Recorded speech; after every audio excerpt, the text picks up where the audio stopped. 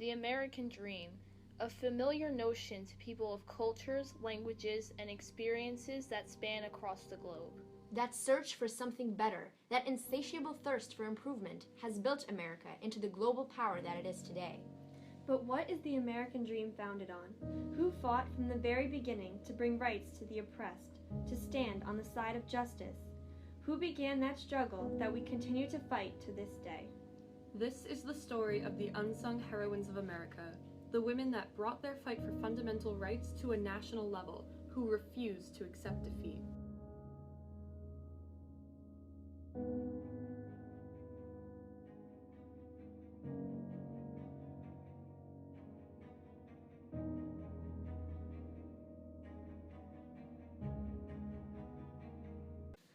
As Americans, the long-standing practice of coverture was passed down into the bloodstream of our country from the laws and practices in England. Under coverture, women did not have a legal identity. They took on the identity of their fathers, and then later, when they got married, took on the identity of their husbands. By taking their last name, the woman became covered. It was in place until, well, it was in place for hundreds of years in England, and then hundreds of years in North America until the women's rights movement of the mid-19th century. So it was part of British common law, and it shaped women's legal, constitutional, political, and social identity, because again, it came with the British colonists who influenced how North America was settled. So it was the basic legal doctrine which shaped how women were viewed. So I think this is an important departure point to understand women's role in the English-speaking countries, because this comes to America from England. And what this doctrine held was that no female person had a legal identity. So what it meant was that because women did not legally exist, women could not make contracts or be sued. They had no legal identity. They could not make contracts, they could not be sued, they could not own property. So married women owned nothing, not even the clothes on their backs. A woman who, without a doubt, went against the coverture ideas of being deprived of identity by society was the renowned African-American poet Phillis Wheatley. The year is 1700. With 75 years until the American Revolution, the thought of a new, independent nation is non-existent. Instead, most Americans are focused on the basics, working only to survive and provide for their families. Education was by no means a priority for the American people. There were only a select group of people who can get an education. That was wealthy white males. Therefore, the idea of a slave getting an education was entirely unheard of. Most families of the time were farmers.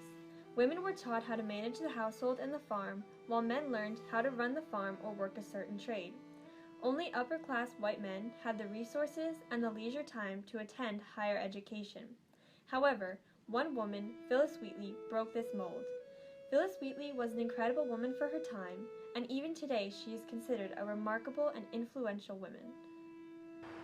Wheatley was born in Gambia. At the age of 7, she was sold into slavery.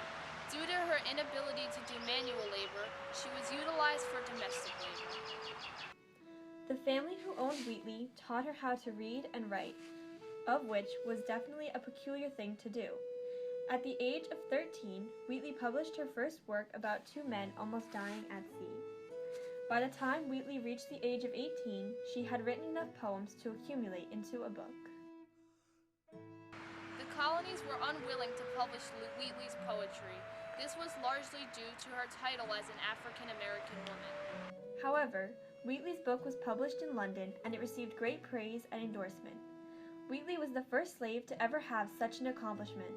She was also a third woman to ever publish a book of poetry. In the year 1776, Wheatley had the honor of meeting the one and only George Washington. This inspired Wheatley to publish many poems dedicated to George Washington, and soon she became an advocate for American independence from Great Britain. I'm fascinated by that fact that she that she went beyond her own needs as a black woman, and it's so early after the American Revolution. I mean, I think that's very impressive that she understood the wider issues of the American Revolution. Wheatley indeed had talent. She was proof that those of African American descent had intelligence, as was not believed at the time. Her artistry inspired many, and her love of the country was astonishing. Wheatley's inspirational life started with an education, something another powerful woman, Abigail Adams, strongly believed in. Abigail Adams had a strong belief that women should receive the same education as men. When she was younger, she was taught how to read and write by her parents, but she always regretted that she had no formal education.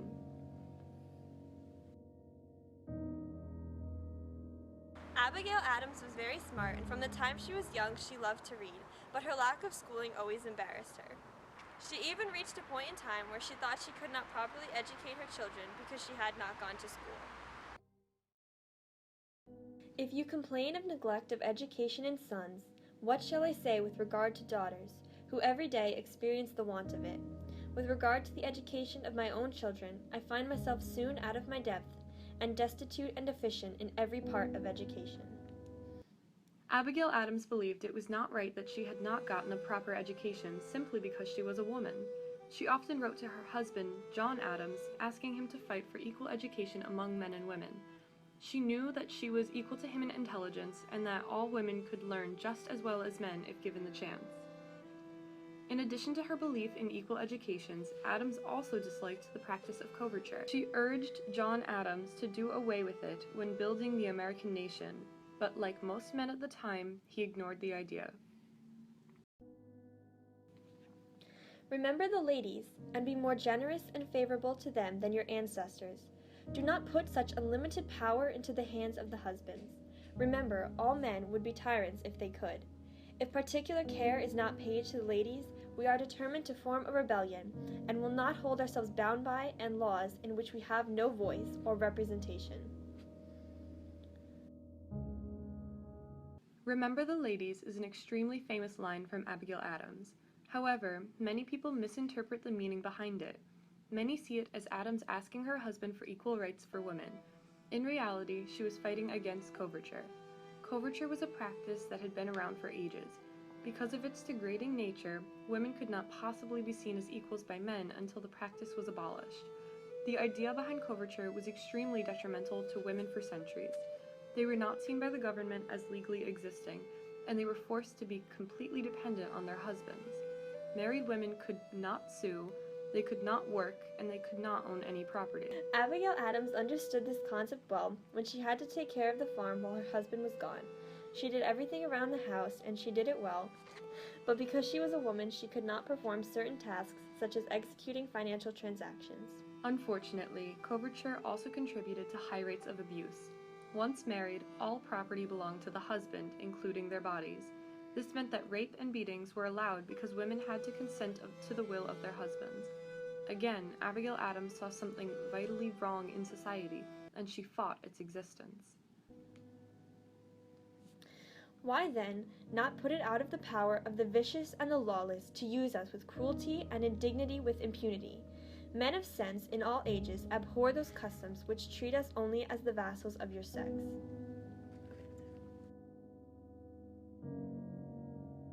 Abigail Adams was a very opinionated woman. Her husband even said she was saucy, but yet her opinions never got past those she wrote letters to. She only discussed her radical ideas to people in letters. Many who knew her did not know what she really believed in. Ideas were only known to the people she wrote to or spoke to. Despite that most of her ideas stayed hidden for years, Abigail Adams's words eventually got out to society and encouraged the American women who were still facing inequality. She became known as America's first feminist, and was widely remembered for standing up for women's rights. Her fight was one of the first to gain equal rights, but many years later the fight would head to a more national stage.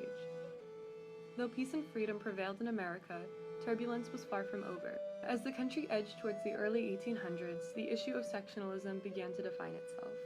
The country was really at a turning point. This wasn't just about manufacturers versus farmers, this was about core issues. Though no one would discuss the moral facet of it, slavery became a critical debate. Many Northerners were abolitionists, and even more supported a more gradual, natural end to slavery. This starkly juxtaposed the South, where slavery was seen as essential to their way of life. It's impossible for a powder keg like this to not sweep the nation. As slavery grew from a grassroots issue to a national outrage, women's rights, too, began to climb the totem pole of national priority. Gay sisters, their work starts in the late 1820s, 1830s. And their work starts with anti-slavery activity and then evolves into women's rights. So they are motivated to forsake slavery, to forsake or to oppose slavery, to leave the slave plantation, to leave the religion they were born into, which justified slavery, and that religion, Anglicanism. So they leave slavery, they oppose slavery, and they, in short order, they convert to the religion that is most opposed to slavery, namely Quakerism. Though religious revivalism began to die down in the early 1840s, the women's rights movement only gained momentum. Watching the abolitionist movement inspired many women to stand up for their own personal rights. The scope now had the potential to be more than just a local uprising. Women's rights could be a nationwide cry for justice. All the effort needed was a leader. When Elizabeth Cady Stanton entered the scene, it became clear who that leader would be. She critiqued men. Elizabeth Cady Stanton was born in Johnstown, New York. Having been born into a wealthy family, Stanton was one of the few women who could afford an education. She attended Emma Willard's Academy, but unfortunately did not attend college, a choice she would later regret. The life of an elegant lady at this time was very much based on social activity, calling on friends and family, hosting events, a very leisurely life. Stanton spent much of her young adulthood at her cousin Gerrit Smith's house. It was here that she met Henry B. Stanton, who shared her interest in anti-slavery work and politics. They eventually married and honeymooned at the World Anti-Slavery Convention. While at the convention, Elizabeth Cady Stanton encountered a major setback. Stanton, along with Lucretia Mott, a very powerful woman of the time, was barred from the convention floor. Men, of course, were allowed to pass and have their ideas heard, but women were allowed only to spectate. It was an incredible insult, really, especially considering Stanton traveled all the way across the Atlantic just to attend. Once back at home in New York State, Stanton decided she'd had enough. She found domestic life suffocating, and though she loved her children, she longed for something more. Always one to take matters into her own hands, Stanton organized the Seneca Falls Convention. So women get the vote. So 1848, the Seneca Falls meeting. It did not bring the women's rights movement a tidal wave of national support, but it was the definite start of a more organized struggle. I mean, consider the fact that Stanton used the Declaration of Independence as a model for her work. The movement was tied closely with our country's core values. All it lacked was widespread support. Stanton's declaration of sentiments was only the beginning. Her work inspired many women to join the suffrage movement. Amelia Bloomer was so motivated that she published a magazine entitled The Lily and wrote in support of social, economic, and political equality for women. One of the Lily's most notable accomplishments was the invention of bloomers, which were proposed to break social conventions and allow women more movement. Stanton went on to become the first president of the National American Women's Suffrage Association, a society with one goal: fight for women's right to vote. How significant that Seneca Falls, New York meeting was. Of course, it was led by Elizabeth Cady Stanton, and she wrote the document that came out of that meeting. It was the formal launching of the women's rights movement in our country. And from that moment on, there were, just to use your word, which is a good word, grassroots activities and movements throughout the Northeast, and the word spread. Now, of course, you have to be conscious of the fact of what were their means of communication to spread these messages. Very limited. Yes, many newspapers, printed communication, but they had to rely on a lot of in-person influence, and that wasn't so easy. Thanks to Stanton's work, American feminism was a budding flower on its way to full bloom. Phyllis Wheatley, Abigail Adams, and Elizabeth Cady Stanton were all very influential females during the 700 to 1800s period. However, an African American female called Sojourner Truth left an even bigger mark on the world. Born a slave at around 1797 on the farm of Charles Hardenberg in Ulster County, New York, Truth's path to success started from humble beginnings.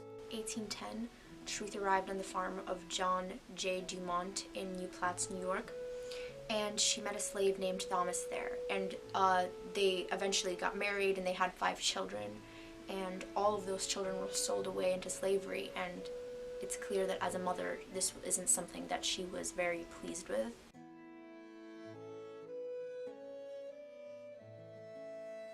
"17 years later, Truth fled Dumont's farm after he broke his promise to free her a year before all slaves in New York State were to be freed, under the law passed by the New York State Legislature. Luckily, Truth's freedom was soon granted by a man named Isaac Van Wagner, who purchased her from Dumont and promptly freed her. Once freed, Sojourner accomplished something that has never been done before. She became the first black female to take a white man to court and win. In 1812, Truth successfully sued to have her son Peter returned to her from the Deep South and freed under New York's gradual emancipation law. This was the first spark of Truth's long, influential path to success. A year after Truth sued to get her son back, Sojourner met abolitionist leaders such as William Lloyd Garrison and Frederick Douglass at a communal farm in Northampton, Massachusetts. Inspired by abolitionists, she began speaking against slavery throughout New England and later in the Midwest. And during the 1850s, she began a public lecture tour, and she visited 22 states.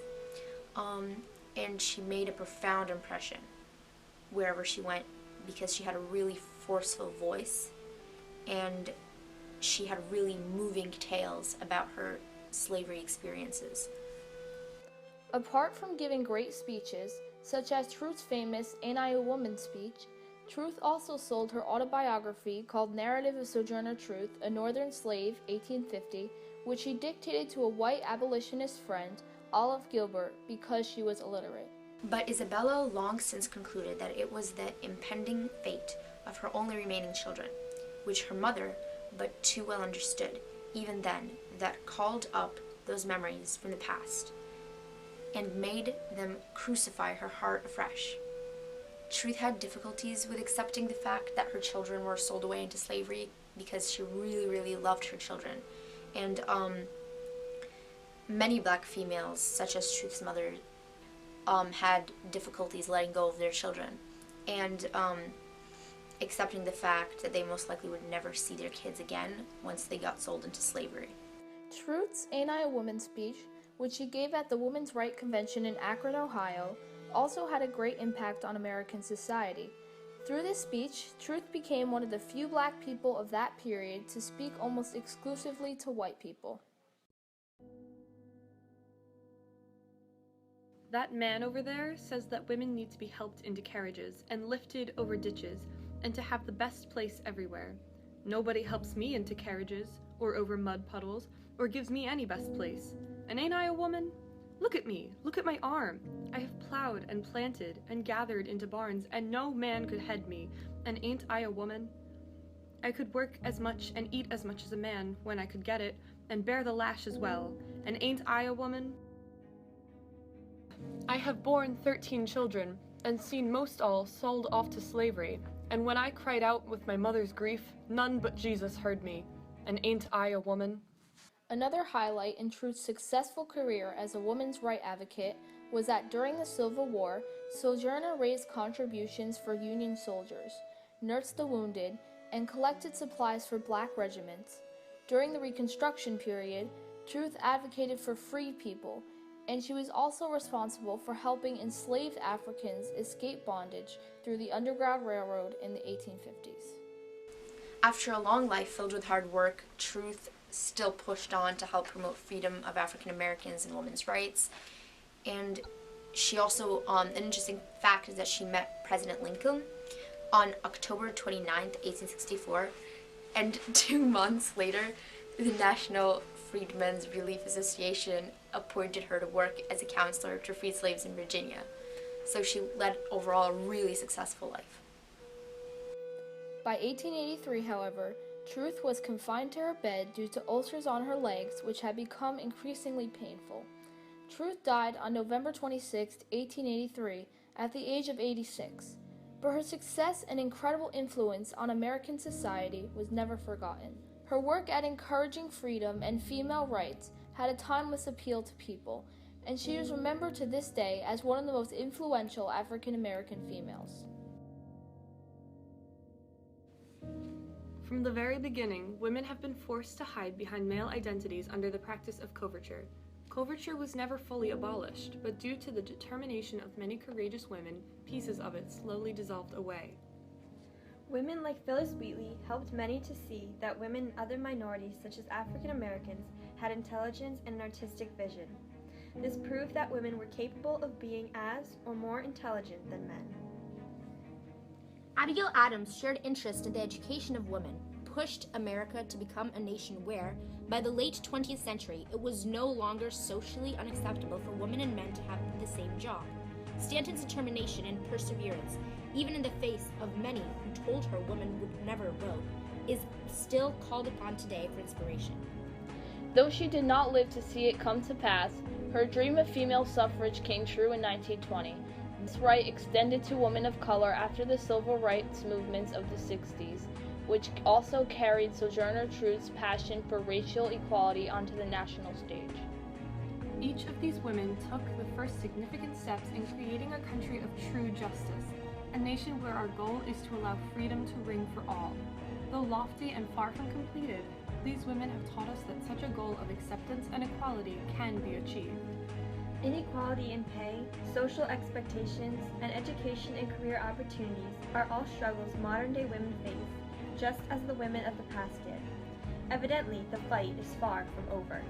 But, just as it is important to see how much work there is to be done, it is critical to recognize how far we've come. By looking to the past, we learned that with unification and determination, justice is possible.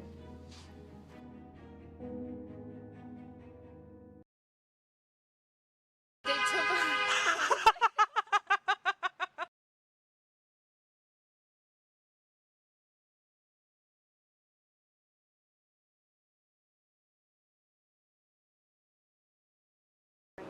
Abigail Adams reads by the candlelight.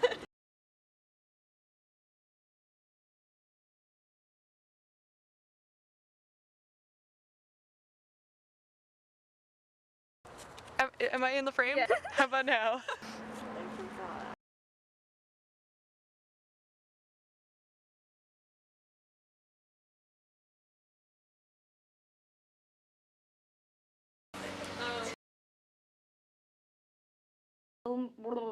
Hood. I don't know what's wrong with my tongue. You should know that the 19th Amendment passed in 1920. You should know that like your birthday.